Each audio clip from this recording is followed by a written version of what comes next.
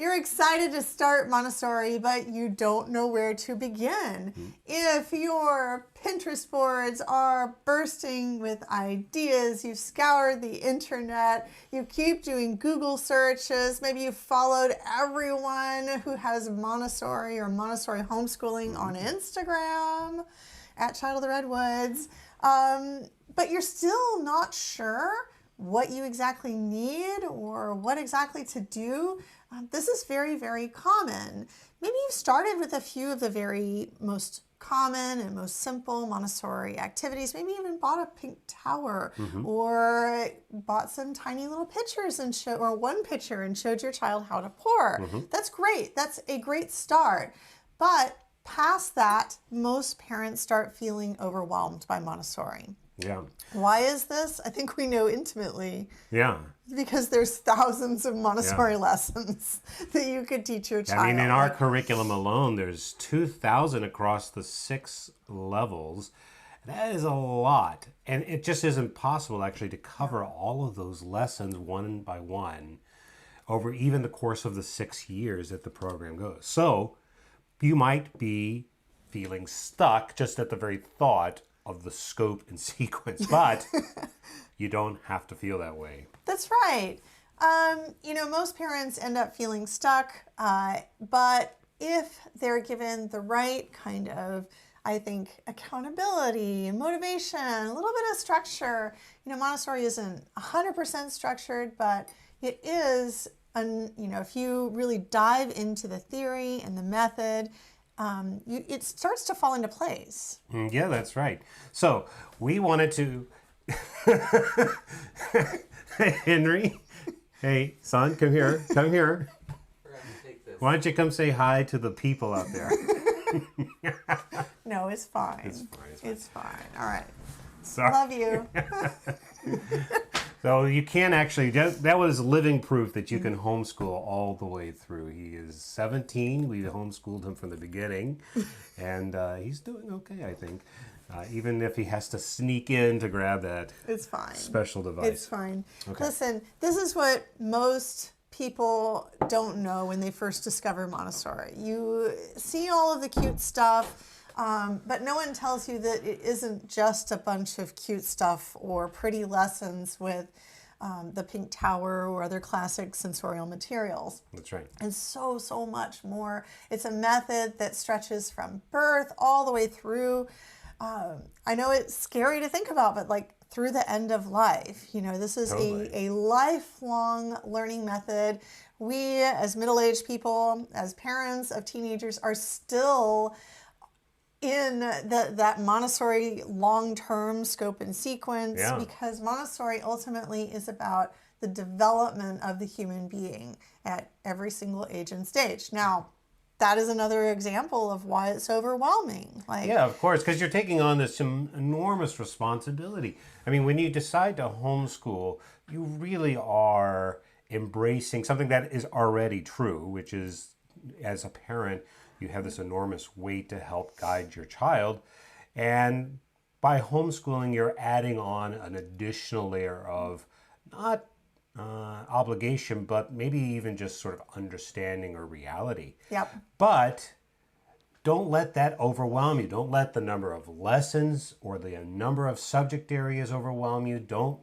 You don't have to feel that pressure, because the key, as is true with everything in life, is to have a plan. If you have a roadmap, you can get there, no matter how arduous the journey. With a good roadmap and the right planning and preparation, you can succeed. We've seen this again and again and again, not just in homeschooling, but in everyday life, right? So you don't have to feel stuck. What you need are these 3 steps to be able to progress forward. Yes. All right. The first thing that new Montessori parents need to learn how to do, that I think is so incredibly hard for all of us in this fast-paced world, is to slow down and observe their child. And if you've been in the Montessori community for any amount of time, no doubt you have heard, this this great piece of wisdom, observe, observe, observe. Right. But there's still calls into question for new parents, like, what am I supposed to be observing? That's right. And how far do I need to take this observation? Do I need to put Maria Montessori, she was a doctor of education, right? And she was a physician, and so she literally put a chair in the middle of the classroom, sat down with a clipboard. And if you peek into Montessori classrooms today, you might see the same things. Now, teachers with current technology might have iPads, to take digital notes instead of a paper and pencil clipboard. I still prefer the paper and pencil myself, but it's the same thing. Like, do you need to sit there and for how long do you sit there? What are you looking for? And so I think often parents do observe and then kind of come up blank. Like, I watched and my kid played. It occurs to me, there's this old saying, one's mind shouldn't be so open that your brain falls out of your head, right? I have heard you say this many times. Yeah, so observe, yes, but at some point you have to stop. The simpler analogy that just came to mind is boiling water. You know how you're going to cook some spaghetti or something and you put a great big pot on the stove and you turn on the heat and nothing seems to happen and then suddenly it's boiling? You could let it continue to boil until all the water has steamed out, and you will have been certain at that point that you have observed boiling. But you don't have to go that far. The trick is you want to learn the point at which it's boiling just enough to be ready to use and not longer or shorter. Mm-hmm. That's something you can learn. You can 100% learn that not only with boiling water, but actually with children. You can learn to observe and look for signs of readiness with those children, with your children, and be able to know when it's time to go to the next stage, which is to present something of value to the child that speaks to that readiness moment. Right. So what exactly to look for when observing? Yeah. So in our Montessori, Foundations of Montessori primary course, we actually teach exactly what to look at, and we're going to share it with you right here on the Power Hour. Now, we can't share all of it because it would be too long. We're going to share with you... We're going to share some examples. Listen, I meant what I said. We're going to share not the whole course, but what to look for during observation. You mean in this video? Yes. Is that not clear? I don't know. I get confused myself sometimes. Okay. I'm not very observant. Okay. You stop interrupting me. Sorry. All right, another Montessori dictum. Okay, so you're going to observe for repetition. This is one of the things we do teach in the primary course that is paramount. If your child is going back to the same work over and over and over, or the same toy over and over and over, or even repeating a motion over and over and over, this means something. Yeah, for sure. So if your child's doing this behavior, then that's just going to be like a little light bulb to you. So that is the thing that you're observing, one of the things that you're observing for. Another thing is, what does your child seem joyful or excited about? Mm-hmm. And to a child, we talk about this in the primary course a lot as well. Oh, goodness, this chest cold is... I know. Oh, I'd have to go and cough in a minute. Okay, so the other thing is, if your child is concentrating on something, that Maria Montessori tells us is a sign of joy. Yes. So it's not just, is my child running around with this joyful look on their face, seeming so excited and clapping their hands. That also is obviously joy. Yeah. But another form of joy that we specifically look for during observation is the concentration. Yeah, and I think that's an easy one to overlook because we're wanting to see this kind of vociferous expression of joy, the kind of, hey, oh, it's awesome, running around joyfully, and we don't remember that actually it's in the quietude that where you're seeing the deepest form of concentration. That's where you're seeing magic happen because their mind is just alive and they just want to focus it all in. So you're seeing repetition and you're seeing this kind of absorption. What else? Excuse me. Another thing to look for that we talk about in the primary course is those moments where your child is skill building. And this is like the moment where your child is working on a toy, through a toy or on a task, and they just like can't do it. Maybe they get frustrated and give up. So those are 3 tried and true things to look for when you're observing your child. Let's talk about that last one. I'm really curious a little bit more. So when I think about the signs of frustration, what I think about is that it often, or can, not always, but can be a sign that a child or a learner in general, your child specifically, is ready to move to the next level, but not quite there. They're really focusing in.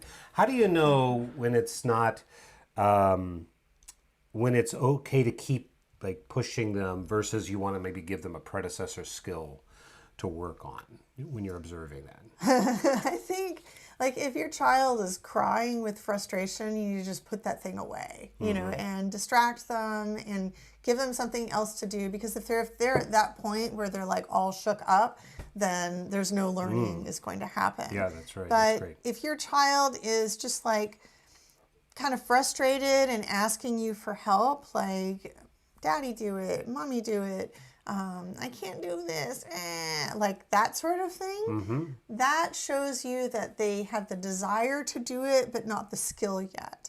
And so that's at the point where you think, what skills are needed to do this particular task that they don't have yet? And then you could, so it's kind of like it's almost like some people in Montessori say, like, we don't plan at all, like we just document it, observe and document and teach. And that's sort of true. Yeah. It is more important to observe and to be aware of your child's skills, but this is where we kind of do a little bit of reverse planning. Yeah. So you've got to observe your child, see those little areas of frustration, and then think backwards. Like, okay, these are the skills that are involved in doing this particular task. How can I step it back into like micro skills and then teach those specific skills? And sometimes the micro skills that are actually needed to complete the task have to do with like hand strength or finger strength. In so fact, it can be sometimes just like physical. If your child is under the age of 6 especially, generally our lower elementary students have more hand and finger control. Not always.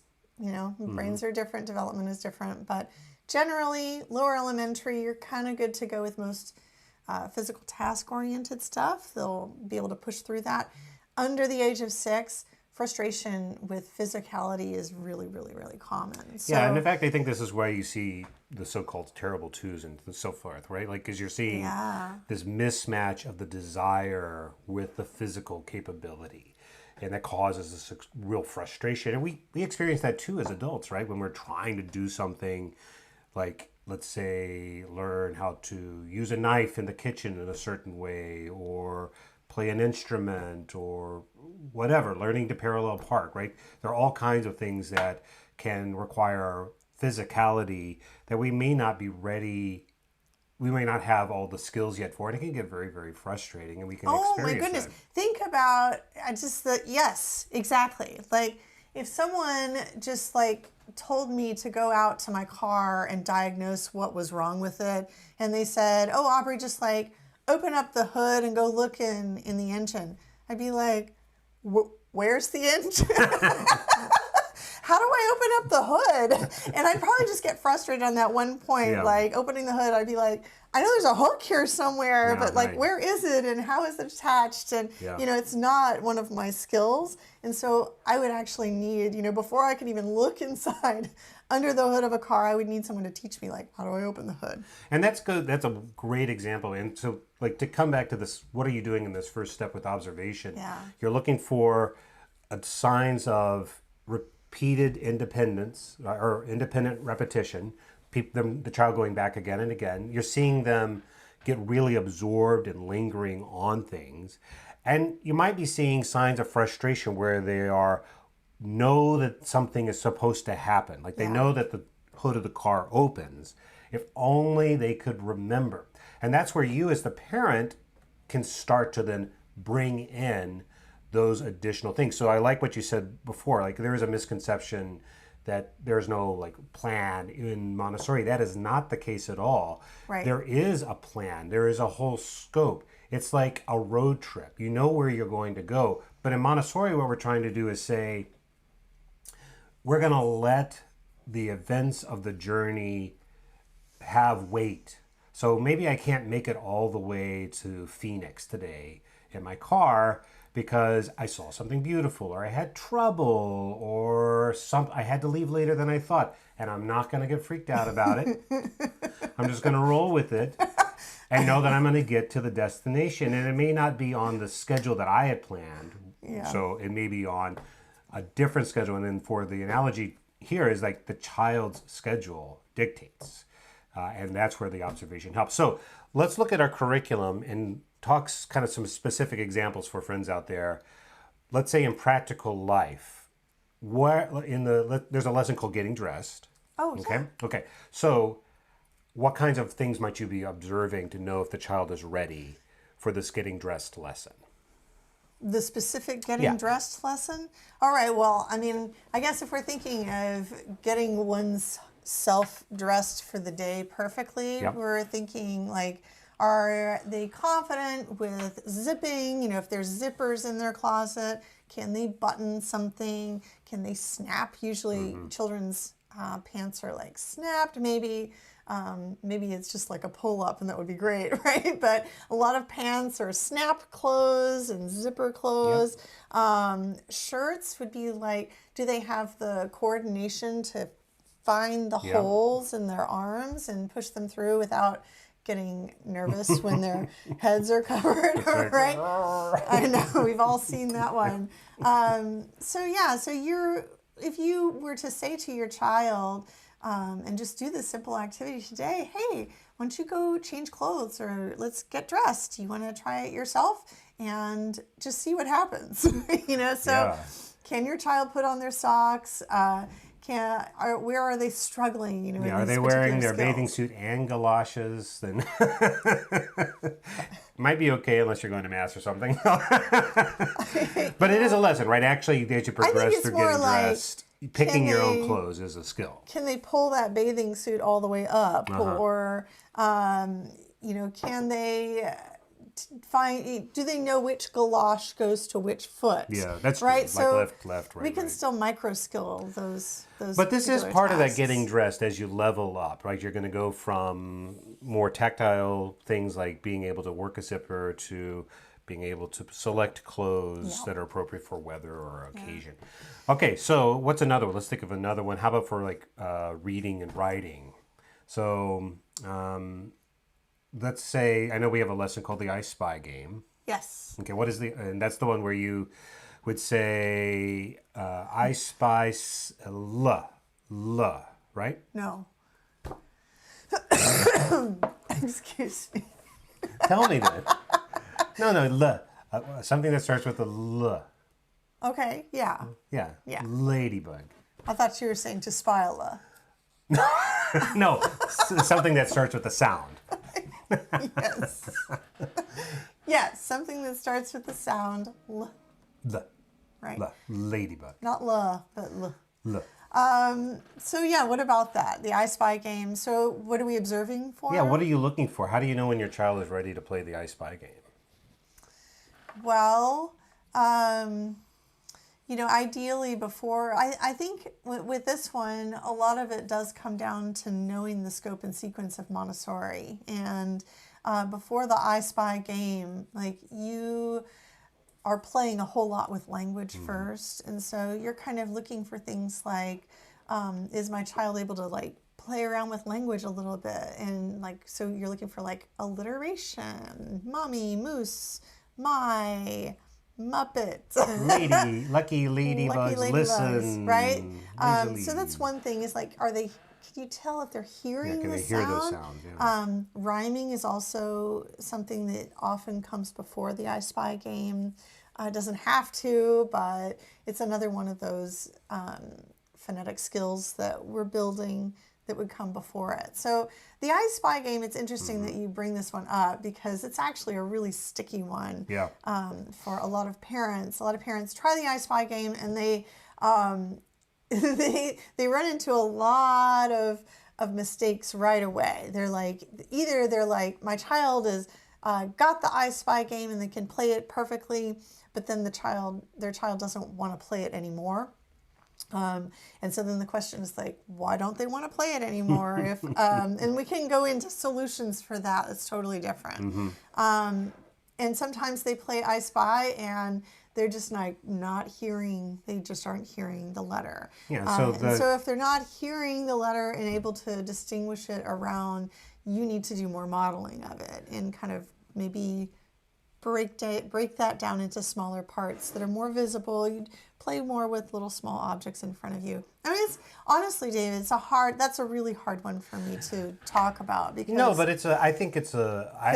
It's kind of more complicated. Yeah. Well, but that's kind of the point, right? Because we should move to the next step. So, because the first step is observe, but you have to know what you're looking for. It's like that boiling water again. Like I have to know by looking. I mean, at least for me, I don't know how it works for everybody, but I have to know like, oh, it's simmering versus boiling. And actually it's simmering to a point where I know in 2 minutes or 1 minute or 30 seconds or something, it's going to start to like rolling boil. So I can go ahead and put the noodles in or, whatever, right? But you have to know, like this is the progression of how it works. And with the child's learning, it's much, much more complex than boiling water, right? But it's the same thing. You have to know the structure. Right? So that you can know as you're observing your child where within that structure they might fit. And so that actually goes to your second step, right? The second step is you have to have what we might call a scope and sequence. So you have to have a structure of understanding what the progression of learning might look like. There's two kinds of structure, I think, when it comes to implementing Montessori for families. I think we talk a lot in the primary course about rhythm versus routine. They're both important. They go together. You shouldn't have a rhythm without a routine. You shouldn't have a routine without a rhythm. A scope and sequence is also kind of a rhythm and a routine in itself. Yep. You're understanding the big picture. You've got long-term goals in here, and you kind of have an idea of what is coming up ahead so that you can do the planning for now. Yes, that's right. Yeah, if that makes sense. So, but before we really even get into scope and sequence with parents, I think it's fun. A lot of people really feel calmed when they see our scope and sequence because they're like, right, now I know what to teach and in what order to teach it. But what's actually more important to nail down first that we always work with parents on is getting the flow of their day going. Oh, right. Yeah, and excellent. So we have a set of observation templates that we use in the primary course. If you're watching this and you've taken the primary course, you have access to those. Maybe now is your little push to go and re-download them and go. Yeah, or if you're in the complete again. curriculum or unlimited plans, even if you haven't taken that course before, you have access to those templates. That's right. There are templates for both primary and lower L. So anybody who's in the complete and unlimited plans have these really awesome templates. And you're right. These observation templates matching to creating this kind of rhythm and routine for your day, for your week, for your month, super vital. Right. So, there are ways that you can get your child involved in starting to think about the rhythm of life as well. We have a linear calendar inside every single constellation theme.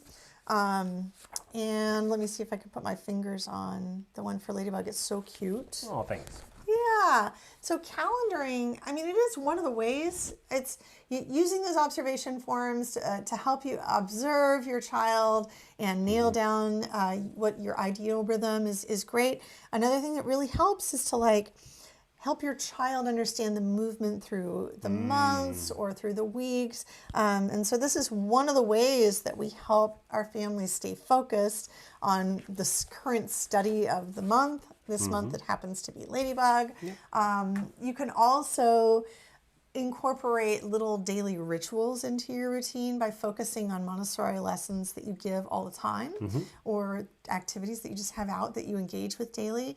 In our family, one of my favorite things that I did without even really thinking about it too hard, it just kind of happened, was I ended up setting a little pitcher with a lid on it, little tiny pitcher on our kitchen counter. I remember that. You do remember that? And it was on a tray. There was a little drying cloth on it, and there were 2 little cups on it. And every day, like, the children were invited to come and serve themselves some water, just like right up there on the counter. And I know it's kind of an awkward place to put it, up high. Yeah. But our kids were masters at getting themselves up to our counter. We never even had a learning tower or anything fancy. They just took our little chairs and turned them backwards and climbed up. It just wasn't a big deal. We had step stools all around the house. They were portable. They could move them around. And so they would just hop up on their little step stool or on the back of the chair and pour themselves some water, and that happened every day. Yeah. And I think that sometimes we overlook these little rituals that help move our children through the Montessori curriculum by really anchoring them in. Yeah. Another one could be hand washing. I know a lot of families do have a please wash your hands before you eat type of rule in their house or guideline in their house. And if that's you, that's great. Keeps the germs away. And it's also a Montessori lesson that you can engage with your child and get them to do every single day, several times a day, hopefully. And if you make it enticing for them and teach them all the little steps involved, they'll keep the frustration at bay, and it really just keeps your day going. I know those are really simple examples. Yeah, no, but actually it makes me think I have a very specific rhythm myself. Yeah. And I have and every time I, every place I ever worked, I always had some variation of the, like, you wake up, I make coffee while I'm getting showered and dressed. I get to the office, or now that I work here, make that. Maybe I get the kitchen picked up every day, every work day, I would say. It's the same rhythm. Then it's sit down. I always do emails. I always check the roster. I always check in on I have very specific steps that I try and handle. And I find that if I don't do those, things just kind of spiral. Like if I don't get the dishwasher loaded, it's just going to pile up. Yep. Or if I don't check my emails in the morning, then I'm going to miss something and it'll be 2 days later and I'll have forgotten. So even as adults, it's really helpful to hold ourselves to these rhythms. And so I like what you're saying. That's a really good, thinking of, as you move past observation to establishing kind of these broader rhythms. Yep. As an intermediate, as a step before you really start to dig into, let's talk about, I want to get to my destination, right? That's a bigger, because I still have that too, right? I have to accomplish certain work goals or personal goals or homeschooling goals. Yeah, no, the difference with children is that their goals are internal. Totally. And we can't always see them. But I do think that it's really important for us as homeschoolers, thinking about us doing this work, we're just working at home, and maybe our work isn't paid, but it's still legit, and we still need focuses and a very clear rhythm and routine. Not everybody has the same needs for their rhythm and routine. No, in fact, there's a whole variety that we've discovered over our years of working. Of homeschooling, actually. That's right.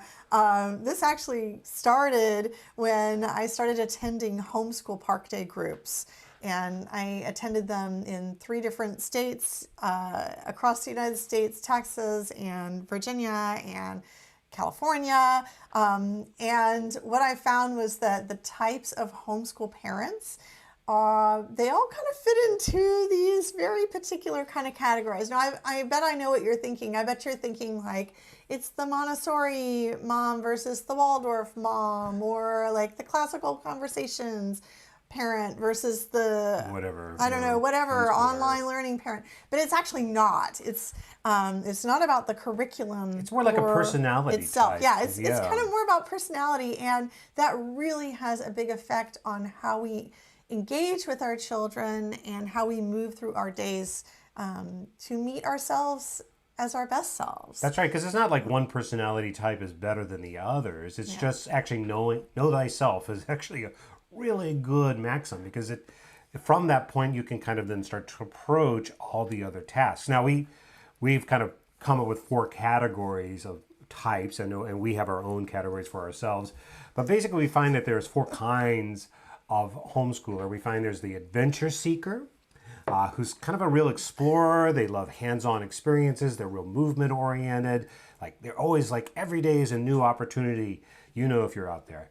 We have what we would call this free spirit, and they're the sort of person who kind of goes with the flow. They're similar to the adventure seeker, but they're more, let's say, relaxed about it. Like they're more likely to take the world as it comes and know that there's always learning to be had, whether you construct it or not. Now, we named this the free spirit type, but I was also, we almost named it the forest fairy.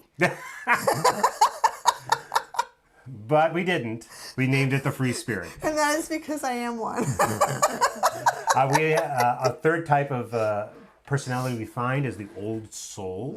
So these are people who like crave cozy, quiet moments. Like a homeschool flows best when it's sort of natural. It kind of makes me think of tea parties and things is when I think of old soul. So there's also kind of an affinity for sort of classic things. I know. No, I'm also part old soul for sure. Well, no one is only one thing. And then the final one that we found is the scholar. And that is the person who's really interested in like the mechanics of learning. They light up with the intellectual challenge. Now, again, you're going to be some variation of these, but we find in general, most people kind of fit into one of these categories. They're either like an adventure seeker, or they're a free spirit, or they're an old soul, or they're a scholar, primarily. Primarily. In fact, we created a little quiz that you can take. It's on our website at charlotteredwoods.com/quiz. And you answer a few little questions, and you can figure out which kind we think you might be. And you'll report afterward that will give you some advice on how to take advantage of that natural inclination when it comes to planning and rhythm and routine. Yeah. Now, which of these, I'm so curious what you feel about yourself. Which of these do you feel most inclined to, David?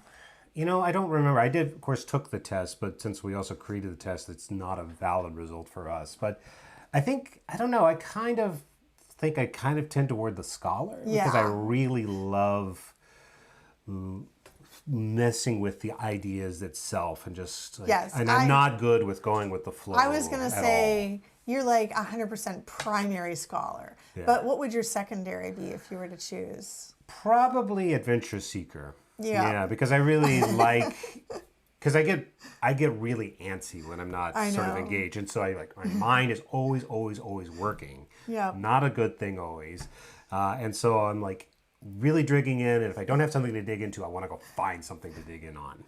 Yes, I know. Now, so we definitely cover the two, you know, with me being a primary free spirit and a secondary old soul, and you being a primary scholar and a secondary adventure seeker. You can see what our vacations end up like, right? Mishmash.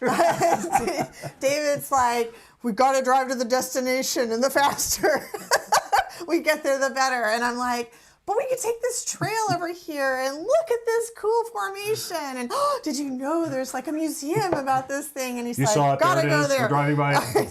Now you've seen it. You've seen it. We're going on. I know, but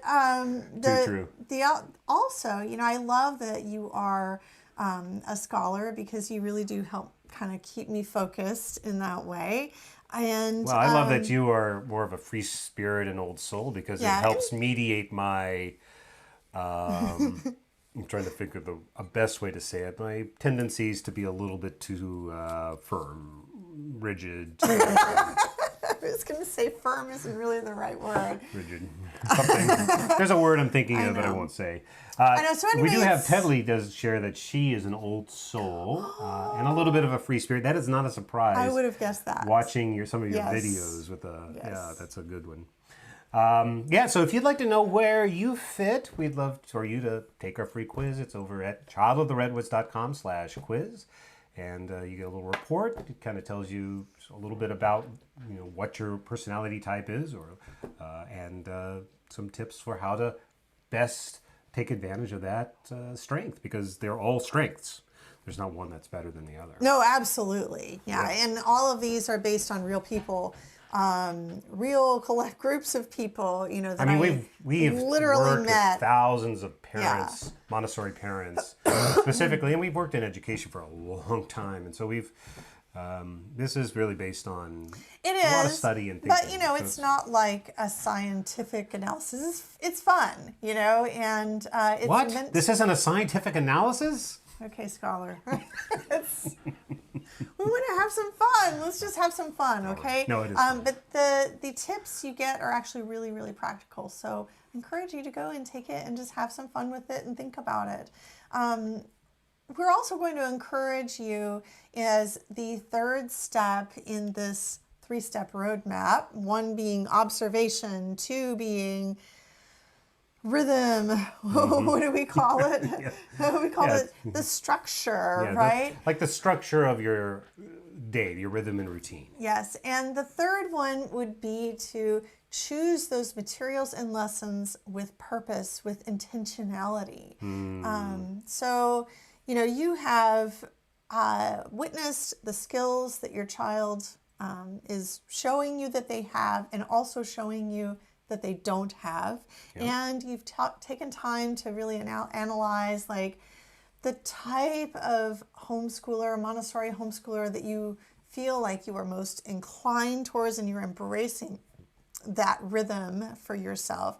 And now you're really looking at the scope and sequence, the classic Montessori lessons, and you're being intentional about not which ones your child is doing, but which lessons you are giving, and what materials you are infiltrating into your environment. Yeah. So an example of this right off the top of my head would be like, say you have a 2-year-old, they're going around the house throwing things and transporting them around and picking up heavy stuff and throwing a lot of tantrums, or, just being hyper emotional like toddlers are. This is not the time to give them a tool set. Right? Like, this is good advice. No nails. No hammerings. Right? Like, stick with the pegboard. Like, the pegs, good. Actual hammers, not good. Stay away, right? But once you have noticed, like, your child is craving more experiences with tools, maybe, and this is what happened with our 4-year-old, when he was ready for those kind of experience, I left the room for a minute. This is always the story with our youngest. I left the room for a minute. Who knows what I was doing?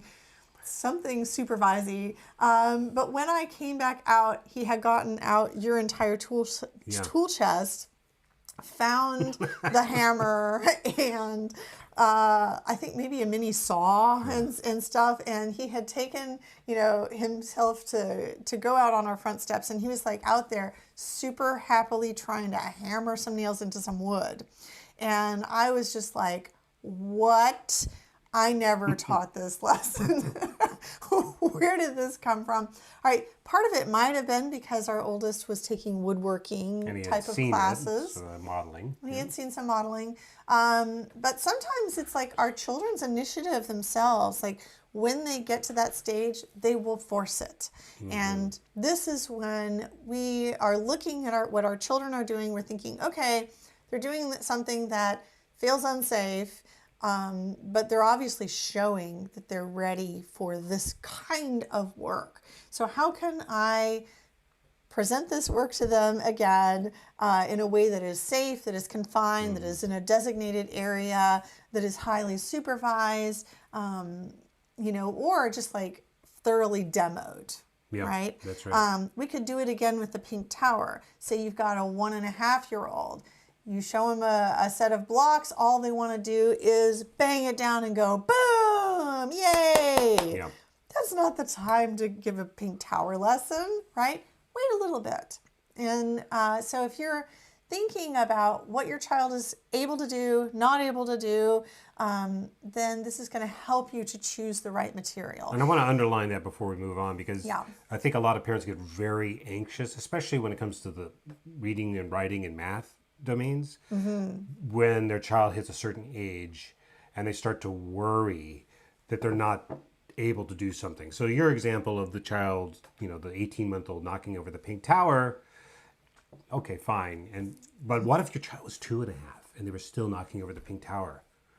Oh no, is something wrong with my child? Probably not. No. Because every child is going to develop differently. Yeah. The child has a natural ability and a drive. It's just that example of our youngest going out and finding, like, he wanted to hammer nails into wood. He was tired of playing with the toy version. Development is really kind of sticky. I am thinking about a moment when I was teaching in the classroom, and when I taught in the toddler classroom, it was like a mix of 18 months to 3-year-olds. Some children were still had that whole hand in their mouth sucking on it because they still had that reflex. Mm-hmm. And some children had moved on from that oral sucking need reflex and had, just moved on to other things. And what I remember being so interesting to me developmentally is that some of the younger children would lose that reflex, and then some of the older children would hang on to it and be sucking and putting things in their mouths all the way through the age of 3, and sometimes even beyond. So, there's nothing wrong with your child if they are keeping on to those babyish things for longer. It's literally just development. Yeah, or if they're not able to make those phonetic sound, I spy, play that I spy game at whatever age you think they're supposed to. Right. It doesn't necessarily mean your child is not, going to be able to do it and do it normally. It just means that your child's inner light is guiding them at a different pace. Now, if over time you see other signs, this is where observation really comes in, then you start to put things together. But the important thing that I wanted to underline is don't be stuck on whatever social media or even a book might tell you. You have to start with the observation of the child and trust in your child's ability to develop, grow, and learn, that they will have an unquenchable desire to learn, to do. And you are watching for those signs. Yes. Here's the thing that it gets so sticky, all right, for people, that some people are never able to get about Montessori, and you can see it when you go online on social media. You're like, okay, this person really gets Montessori. This person is missing the one essential thing that you have to have if you want to do Montessori right, and that is humility. Yes. If you aren't Too humble, little humility in the world as is. Yeah, I'm running across posts on Instagram. Like, now that we're back on Instagram, I'm running across a lot of posts that are really braggy in a way that assumes that it's the Montessori that's doing all the work and not the child. Yeah, like if you're not getting it, it's because you're not doing Montessori right. Yes. My child learned to read before the age of 4 because of Montessori. Or maybe your child was just ready. And Montessori did not invent child learning. She observed and recorded it. Right. I think what you're saying is so important. You see this too often. We reverse the relationship. What Montessori is doing is it's speaking to something that your child is bringing. And Montessori was really very, very clear about this. And she was very concerned about how adults will come and impose onto the child and how that can deform a child's development or slow or alter. Like, our goal is to not impose, and not just because it's good for the child, but because she felt it was good for society. Like, if we could let children grow and stay firmer to that spark within them for longer, we would create a more just and equal world, because from that would grow love, peace, and understanding. I know it sounds kind of hokey in a way, but that is actually what she believed, and it's what I believe too. I think that children really have amazing spark, the same thing that drives them to learn, comes from somewhere beyond. I think it's only hokey if we don't believe it. Yeah, because I think because we become so scientifically skeptical about everything, and I love science and I love skepticism as a scholar, but we can also use it as a cudgel. And that's what I think you're getting at. Like, we're saying, like, well, the Montessori philosophy will kind of like, it's like the mold that we're going to pour the child into. That is not how it works. If you do Montessori, your child will learn to read before the age of 4. If you do Montessori, your child will become fully independent and will be able to dress themselves by the age of 3. Like, anytime we're putting a stipulation on, the child's expectations of what they are supposed to do by a certain age, that's when we're getting away from Montessori. Yeah. Now, should you brag about your kids?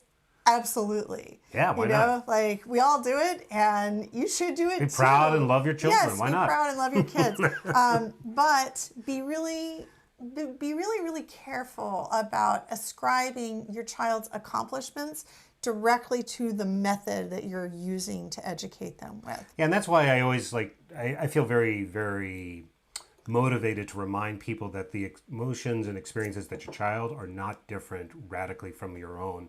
That when a toddler gets frustrated, remember, you get frustrated. They are also just people, even though they're not emotionally sophisticated to the same degree. And I think too often we think of children as like lesser beings and we infantilize them, but they're human beings too. They're just on a journey. We have a great comment that I think goes perfectly with this. I love it. Who's that from? It's from MM. Tips for a 5-year-old that has zero interest in reading or learning the letter sounds. I know you're saying they will do it in their own time, but she just has no desire. Yeah. So you can do a couple things. First, you have to ask yourself, like, is it important that my child learn this skill right now? Is there something else that your child is hyper focused on that they need to accomplish first, either developmentally or emotionally, before you work on those letter sounds again? So that's just a question. It's the kind of question that we ask in our courses, and it's a Montessori question to ask yourself. That's where the humility is coming in. So, am I being motivated to teach these sounds because my child is ready and willing and interested to work on them? Or is it coming from an external expectation that every 5-year-old is supposed to learn to read at this age? All right, so that's the first thing to ask yourself is, okay, where is this anxiety that I'm feeling coming from? Is it external and being pressured on me, or is it because I really feel like this is the right time based on my observation?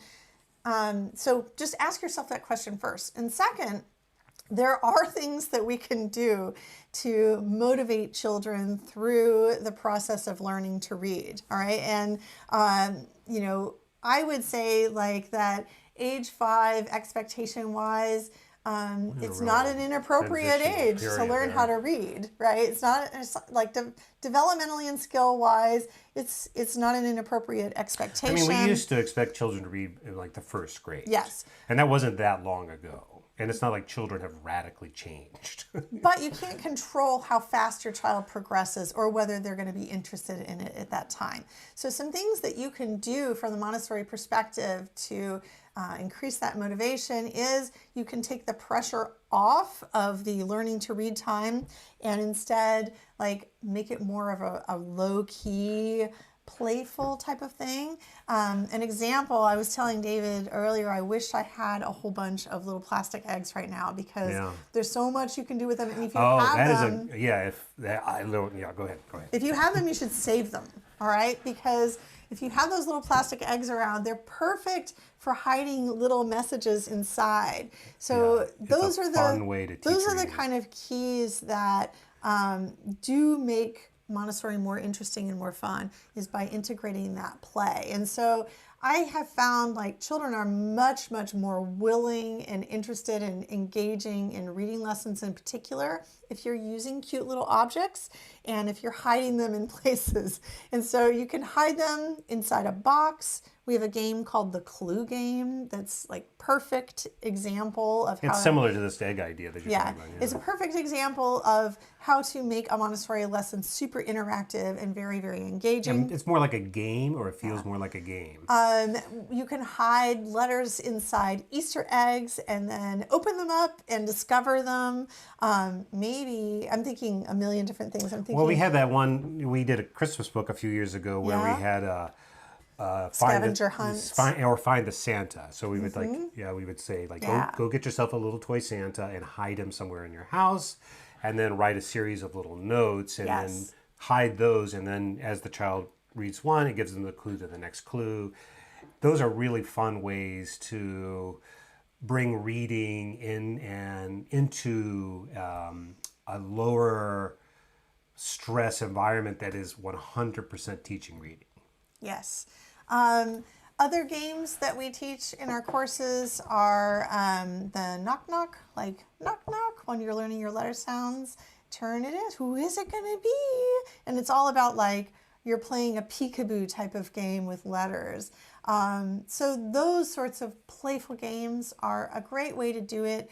I just have found that like with the classic I Spy game, it has a limited span of interest, like eventually your kid gets the feeling that you're not just playing a game, you're trying to get them to do something, and then they'll rebel. They'll be like, I'm not going to play that with you anymore. We don't know the exact makeup of your child, but I know I was always pretty oppositionally defined, still am. Can't be told anything. And if I feel like I'm being taught, I rebel. I have to feel like I'm being engaged. And like that's not uncommon.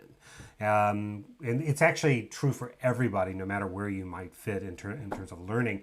The key, we've said this last week, the key to good learning is to let the learner, your child in this case, feel like they're in charge. Yeah. And so what you're doing through your observation and understanding of the lesson structure is you're bringing things to them that they don't feel threatening, that they could feel successful at, that give them a chance to make the aha.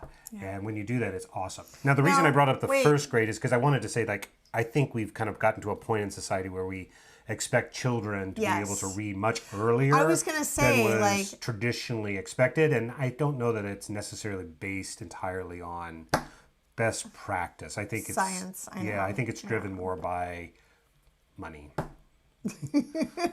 Most things come down to that.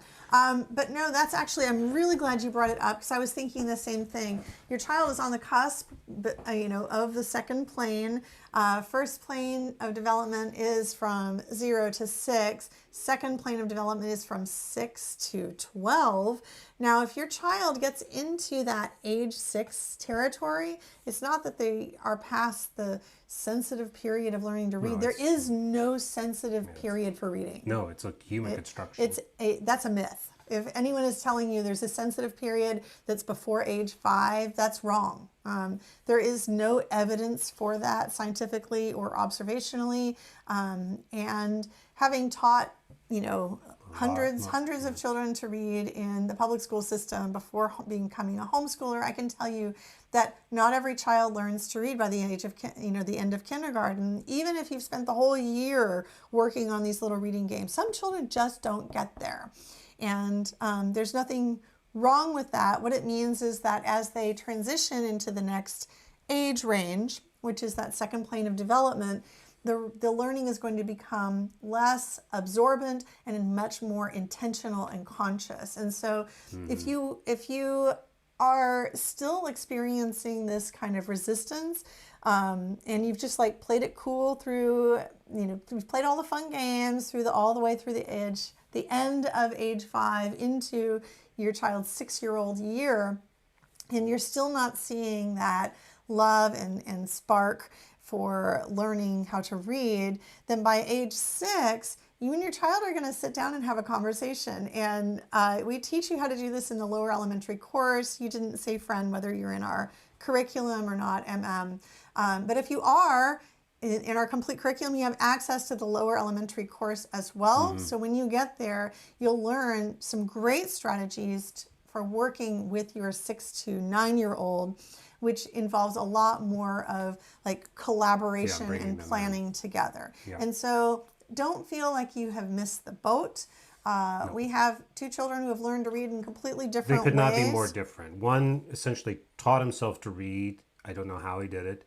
And the other is pretty severely dyslexic. Yeah, so And there's what required that very different strategies. what that taught us was humility on both ends. You know, if your child is just going through it at their own pace naturally and skipping steps, let them skip the steps. And if your child is just like not getting it, slow way down, extend the amount of time you expect your child to be able to accomplish these goals, and give them very smaller little steps, Yeah. you know, on the way there. But either way requires us to release our expectations of the exact timeline when our children are going to be Yeah, and I think accomplishing it goes back to what we were talking about with this whole roadmap. Like, this is where observation comes in, setting a rhythm and routine. Maybe you start with a language game every day. It's just part of your routine. Maybe over breakfast, you play some kind of a game that's actually a language game, but doesn't seem like it. Right. Right?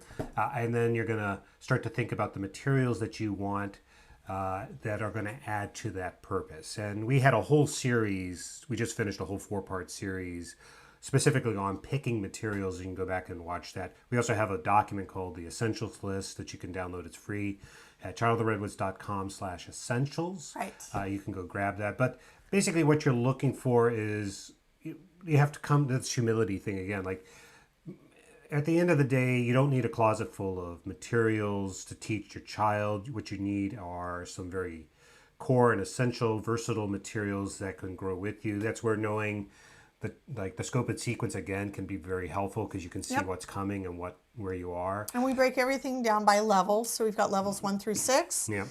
They're not age related at all. They're skill based. Yeah. So for going back to our comment, like that idea, like a movable alphabet's going to serve you for a long time. Yeah. It would be an example of something where your child, given our very, very basic understanding of where your child is, like there's a lot of value to be had in that.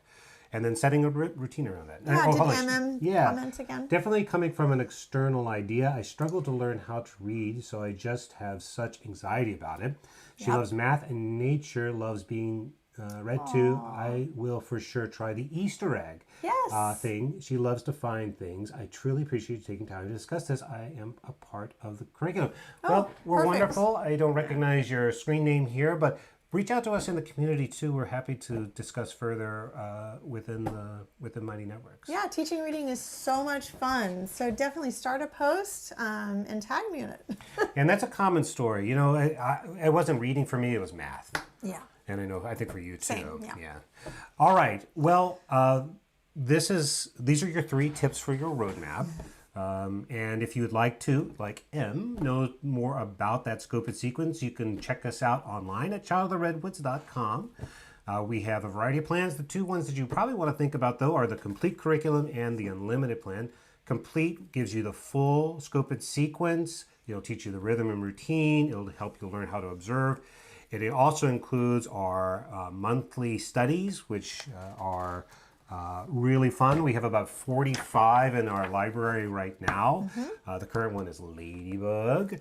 Next month, we're going to study Dandelions. That'll be good. It's going to be perfect. Yeah, and so if you join at the complete or unlimited level, you get access to all of those studies, plus the core curriculum, plus all the studies we're going to release over the next 12 months. And we've got some great ones coming, plus the planning and all the other good stuff.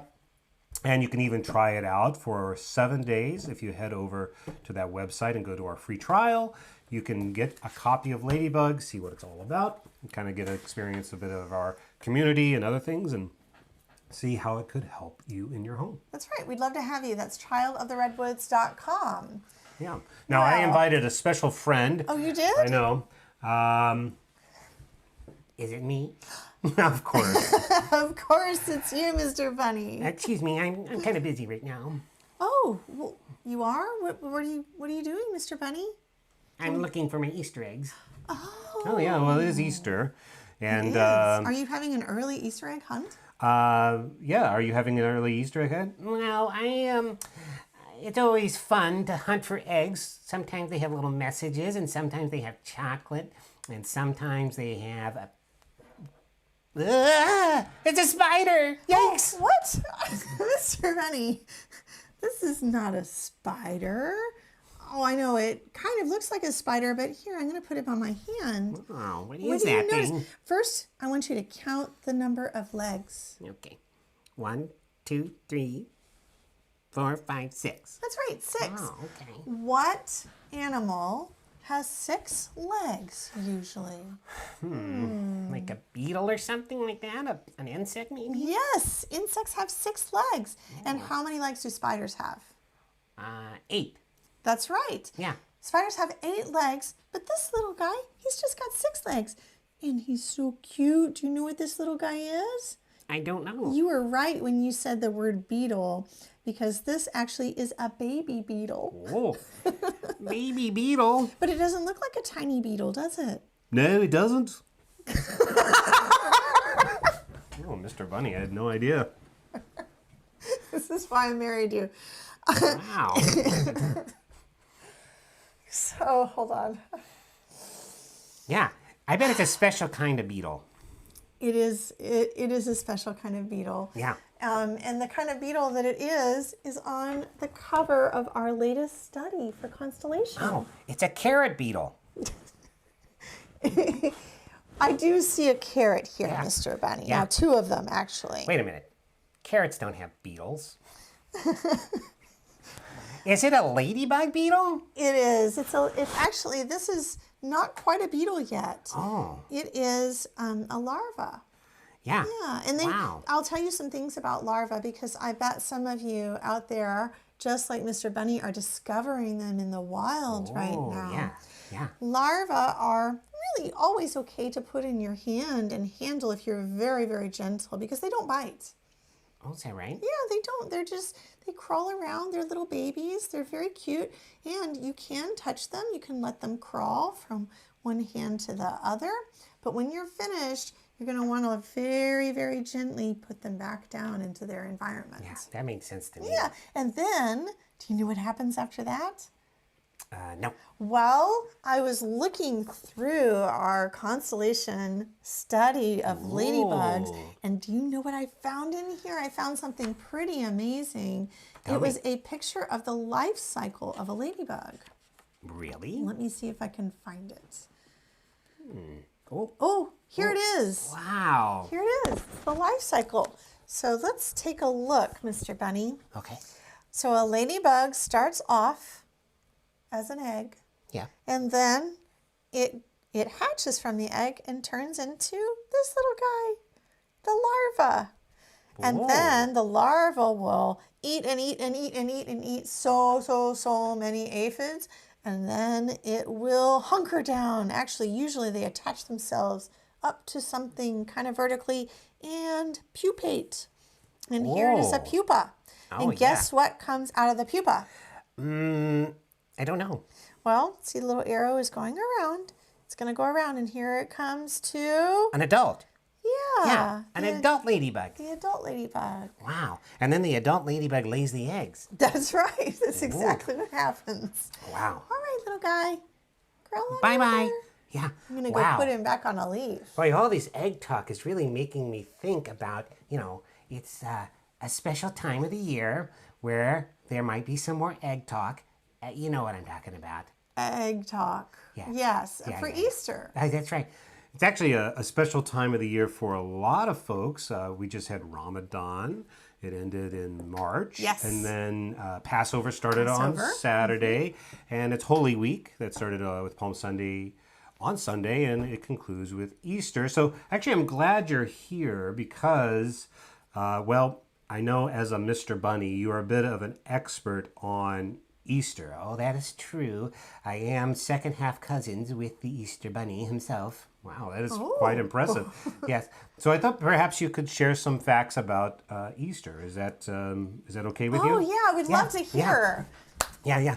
Well, it's important that the Easter Bunny stay in shape. He he has to deliver all those eggs all over the world. It's a lot of eggs. Oh. Uh-huh, that's right. Did you, yeah, you know how he stays in shape? How? He exercises. Exercise. Yeah, that's right, that's right. And of course, when he's exercising, he has to, be motivated. You know how he stays motivated? How does he stay motivated? Well, he likes Mr. to Bunny? listen to music. He likes hip hop music, of course. Yeah. That's right. Hop, hop, hop. Yeah. That's right. Now, That was a good one. Okay, I like both of those facts. oh yeah, those are important facts. Now, sometimes I don't know if you know this, but sometimes eggs get a little shy. They do? Yeah, they like to hide. Yes, they do, Yeah. Mr. Bunny. You know why? Because they're a little chicken. Oh, Yeah. oh, now I'm groaning. Oh boy. Well, thank you so much for sharing those facts with us. You're welcome. I Yeah. hope everybody has a great holiday. Well, I know we all learned something. Yeah, and I hope you enjoy those excellent jokes. Bye. Bye-bye, Mr. Bunny. And bye-bye to you, everyone, friends. Thanks for joining us for our Power Hour today. Yes, thanks. We had a great crowd in here, and so thankful for all the good questions and comments. And we will see you next week with part 2 of our 4-part series about how to have a good plan for Montessori. All right, take care.